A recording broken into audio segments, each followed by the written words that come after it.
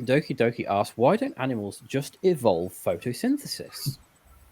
Well, photosynthesis is actually a very, very complex process that involves not just one molecule of chlorophyll, which is the one we know about, but for it to work, it actually has to be set in a context of a whole lot of other molecules, and some of them are great big proteins, and they have to be organized within a cell so that one molecule does something in the process and then passes it on to the next one, which then passes it on to the next one in order to extract that energy from the sunlight. So you can't just sit down and think, well, I'm going to evolve photosynthesis. You have to have an enormous amount of genetic information that clicks in at the right time. And that's one thing we're learning about genetics now. It's not just what genes you have, but also when they're turned on and off, how much they're turned on and off, and which ones are turned on at the same time as which other ones.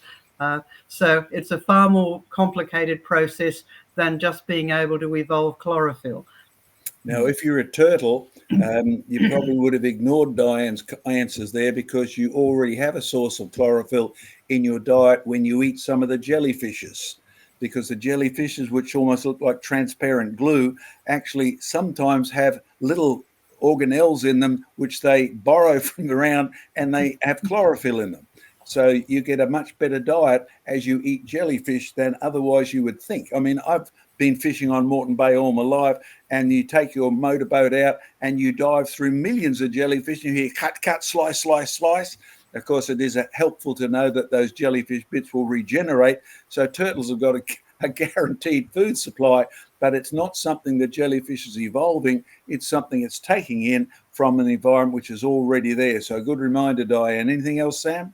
Yeah, I just a comment on that. Some animals actually do have a symbiotic relationship with photosynthetic critters called zooxanthellae. For example, clams, like giant clams and corals, they have.